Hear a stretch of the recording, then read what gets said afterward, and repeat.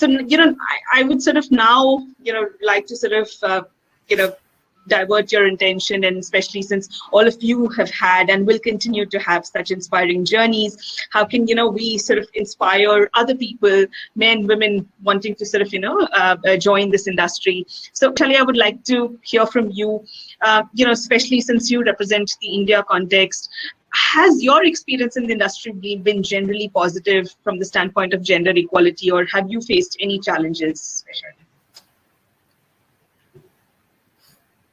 Yeah, I think in general, I would say maybe when I started, it was a little bit because I am basically mechanical engineer. So in the engineering domain, in the first few years of my career, I think whichever industry I joined, I think I was the only one. So that was yeah. But in general, my experience is so in the initial period, I would not say it is negative, but it may be a kind of a neutral, because people are not used to see many women into the engineering companies and working on the shop floor. So that's okay. But I think the journey from last say 10 to 15 years was quite really positive, I would say. And there is a really gender equality, and definitely, like initially you have to go extra mile and show that your worth as a sometimes as compared to your male counterpart. But that has been actually slowly has been reduced, or now I think there is quite equality, I would say. So no issues. So in general, I would say it has been good. And I really think that it is really depend on the person or the industries with whom you work and you choose to work. So when I really realized about in the initial period, actually this kind of a challenge is my I chose the companies where there is a that time companies used to show that we are an equal opportunity employer. Okay, I think still they are showing. So some of the companies. So this is how. So you need to choose actually according to that, and then it will be your path will be easy. I'm sure some of my women colleagues may not be having the same path as like me. But in general, my career was a little bit in a way smoother as compared to actually the kind of a glass ceiling we discuss. But having said that, definitely, as I mentioned, how I saw there's always a need to show a little bit actually the extra that women has. Because some of the roles which doesn't come very obvious to the women, like for example, even my current role, which even myself was not sure, because quite a extensive traveling was actually involved in the initial period. So actually, because one plant is in MP, one plant in actually also the three hours away from Pune.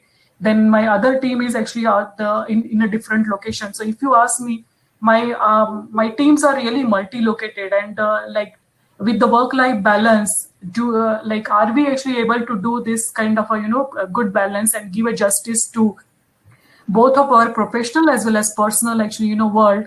That sometimes actually I know the women engineers actually face the challenges.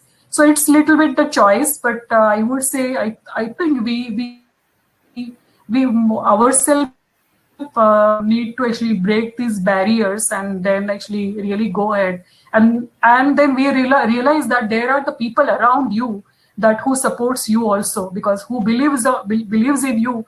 So you have to make them actually very correct. Okay, yeah, this is the right leader, that right selection they have did for the right role. So I think it's a both way that we have to take a leap, as well as actually definitely there should be the ecosystem also available, so that the career will get flourished. Thank you, Vaishali. Yorien and Cheryl, would you like to add from your experience? Yeah, I can absolutely imagine that maybe in other countries that there is some diversity, and maybe also in the past, a couple of years back, But since I only joined the remanufacturing industry 4 years ago, I think people are actually quite happy that there are a woman getting into the industry, and therefore they were so welcoming and willing to explain everything, because maybe there was kind of an issue with that there were too less women in the industry, and that now that I was coming, and also a colleague of mine is also a woman in the industry, that they were quite happy about it. So I haven't really faced any challenges in my 4 years in remanufacturing, but also I'm of course not really on the technical side. I'm more on the event side. I think that's the same for Cheryl as well. And I often speak to marketing people, which are also not from the technical side. So I think that's also kind of a difference, for me. But all in all, it's been exciting. So great to hear that. Cheryl, what do you see as the potential for, the career potential that the Reman industry offers, and especially for women? Sure. There are so many career paths, and not just for women. But if I take, for example, and I look at the women who are in our Women in Reman network, so we have women who are like Vaishali. They're in engineering, they're research development, they're on the factory floor. But there are so many other areas within the business. So we have a woman business owner. We have a couple of women who lead the financial operations for their companies as CFOs. There's people in women in marketing and communications, human resources. We have, catalog analysts and product managers. So there's a vast number. And, again, there's the remanufacturing, there's the suppliers to remanufacturing. So there's ways to be involved, and there's opportunities that exist, whatever your, passionate, area may be. And within that, there's room for advancement. Again, we have women who are just starting their career. There are women who are at the C level. So I think there's tremendous opportunity for advancement. And, as I think, younger generations are really excited about being a part of something. They want to have an impact.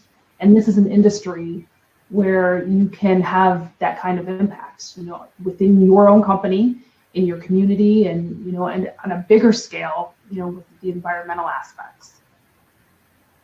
Got it. Thank you, Cheryl. I have one last question before I open the floor for, receiving questions from the audience. And this question is for all of you in any manner. What advice would each of you give to women, or maybe just the younger generation, who are interested to break into the Reman field? Maybe Yorien, we could start from you. Any quick advice?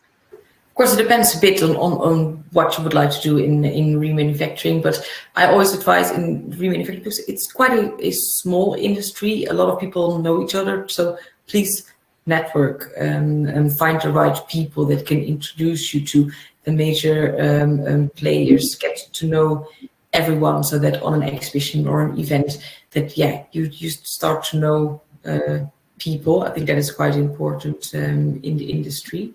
I've also heard from some exhibitors from Rematec, it's quite difficult to find the right people.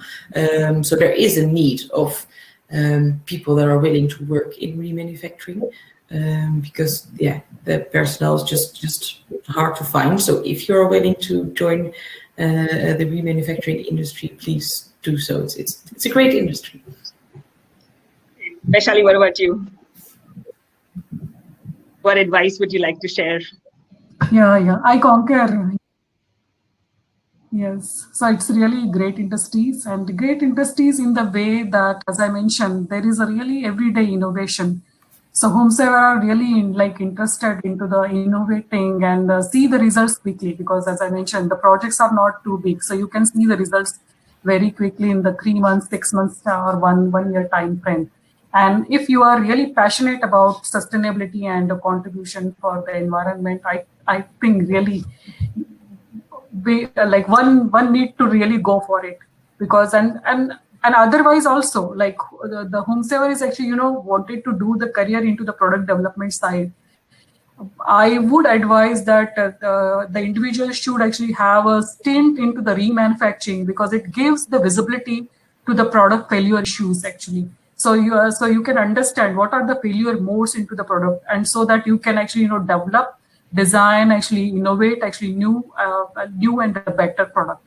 So my advice is actually there are really multifold actually advantage being associated with remanufacturing. So really go for it. Cheryl, what about you? More of the same. I just think pick an area of the business that you're passionate about and hone in on that. And, I think finding, an area of in a career path that you're passionate about is a key. That's a key for anyone for job satisfaction. We go to work every day and we spend a lot of time there, and you want to go somewhere where you're making an impact, where you can really shine. And I think, if you go in and you are really passionate about whatever that area of the business is, that sets you apart. And that's what, job opportunities, that they're looking for people. Like she said, that they need people. And, if you're passionate about it, you're gonna shine in that interview process. Great. I think what you three just told us was being passionate, continuously learning, and networking. So I think we sort of have it all. I would like to sort of now start with some of the audience questions that we have received. Yorien, starting with you. The 5th International Conference on Remanufacturing took place in late March this year. Could you share some key highlights in terms of renewed commitments to climate action, sustainability, or even transformation of business to circular models? Yeah, we had indeed the International Conference on Remanufacturing. It was 3 weeks back. We had 40 presentations in 2 days, which was a packed day. It was from 9 o'clock in the morning till 5 o'clock in the afternoon, which was busy. It was organized by a Chinese university, so there were quite some Chinese presentations. And what we learned from that is that indeed in China, remanufacturing industry is growing tremendously. However, there are some barriers, there are still some challenges, and there are quite some researchers on how to face these challenges. One of the challenges is that, like I said, cores are not able to be imported and exported in and out of China. So how are we going to work on that? That is what we have learned, that there are now 8 remanufacturing areas in China, and 5 more will be added by the government, where there is the possibility to import and export cores. So that is great news. Also, the government has written a paper that in the upcoming years they want to increase remanufacturing quite a lot. So that on the Chinese part. We had a very interesting presentation of Siemens from healthcare remanufacturing. That was quite interesting. And then afterwards, we had a presentation from Nigeria, where they asked Siemens for help, like how we also want to have the healthcare remanufacturing, but we see some challenges. How can you help us with all your knowledge? So there's quite some networking going on over there. What more can I say? Yeah, we had so many presentations, so sometimes it's difficult to get everything straight. A lot of research that ask for help from the industry. They see a challenge, but that they ask the industry for help. Like, is this true? Is this really a challenge? Please give us information, give us data, because that is what really needed in the industry to do a good research. We have videoed all the presentations, so they all recorded. So we will place them also on the Ramatec website, so that people are able to look back the videos. Great. Thank you, Yorien. Vaishali, the next question is for you. where one of our members has asked, what are the barriers for remanufacturing in India to flourish? Yeah, I think the basic barrier is we need to really give the priority for remanufacturing. I really feel that priority should come and should come from every aspect and every agencies, I would say. The corporate sector should take initiatives as long as the industry association as well as the government also. And just to give you example, we actually launched the BS6 actually, norms last year in April 2020. But there is no remanufacturing guidelines for the BS6 products, because this is also really a big untapped actually area where there should be the focus from all these sectors, and there should be the priority for that. So these are this is one of the aspect. Now, the second is definitely the awareness what we have actually talked about. There are some laws, like as I mentioned, anti-dumping laws that, for example, if we bring actually course, we have to return it to the to back. You cannot actually consume that core over here, like any import. Okay. And so the domestic business remains the domestic, and then the export business remains the export only. Okay, so that's the another thing. And then the as I mentioned, that labor intensive also the technology, and the perceived as actually kind of a just a repair, cleaning, and because interchangeably these definitions are looked at. But if you really see some of the really global companies, they are using actually all the latest technologies, as good as the first fit actually, like first fit industries. So we have to also adopt and look at that, because that doesn't there is also the perception that we lose some of the job. It's not. It just new learning actually for the new technologies, and hence the new manpower is also in a way required. So there is artificial introducing of artificial intelligence, then the bringing automation. For example, I can give, we are thinking about bringing the automation into the welding, into the remanufacturing. Cobot actually, installation of so industry 4, all that techniques. So these are the lot of actually defect analyzing actually technique at automation, because in the remanufacturing industries, lot of visual aids are used, and there is a lot of subjectivity. And because, as I mentioned, there is no skill. Sometimes there is a scarcity of skilled manpower. There are high chances that the good course you will be scrapping actually on that. So these are the some of the things that we really need to address. Trade and the policies are the keys. Then the commercials that really need to set up very, very well. And the majorly is the this awareness point of view, and taking the initiatives and the giving priority for remanufacturing is very much essential. So I'm really looking forward for that. But from my perspective, at least, whatever I see in the remanufacturing world, these are the barriers which I see for India.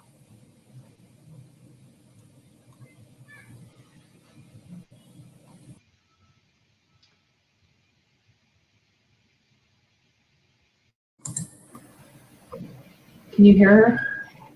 No, Saloni, we can't hear you. I think you have your can you hear me now? Sorry, can you hear me now? Sorry. Thank you, Vaishali. And we have many questions, but in the interest of time, we'll have to take up one last question. And Cheryl, that's to you. If you could elaborate very quickly on the manufactured again certification, Cheryl. Sure. So the certification is for remanufacturers who are also members of MERA. The only other qualification is that a company, their facility has to either be ISO 9001 certified, or if they're automotive, there is a more intense certification, IATF 16949. So if a company has that, is a remanufacturer and has one of those certifications, they can apply to the manufactured again certification. they can then take that certification mark and it can be used on product packaging. It cannot be put on the product itself, but it could be put on the packaging.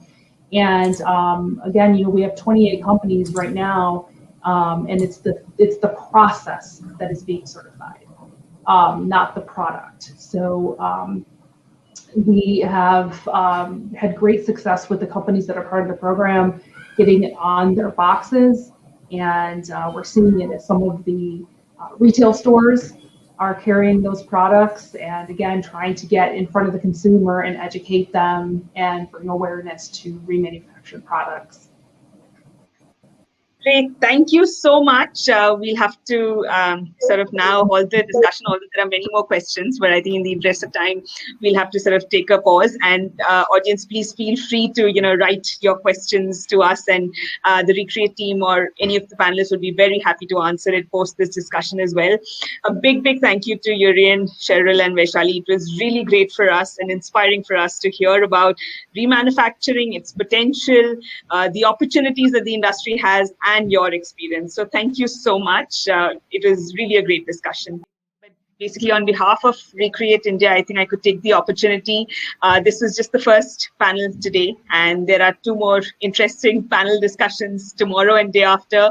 Please do feel free to write to the team, Recreate India, and join the sessions. The 2 days offer a lot more knowledge on the remanufacturing industry, which each of us could learn from. Like Rajiv is presenting, tomorrow's session is on advanced remanufacturing in India. And day after is on the global perspectives on Reman and CE. So please do join. Lot more potential, lot more information that you can all receive on remanufacturing. And please do feel free to write to the Recreate team if you have any questions, any points that you'd like to discuss, suggest. Thank you again to the panelists, Yorien, Vaishali, and Cheryl. And thank you, Rajiv, for enabling this. Good evening to everyone. Thank you. Bye-bye. Thank you. Bye. Stay safe. Bye-bye. Thank you.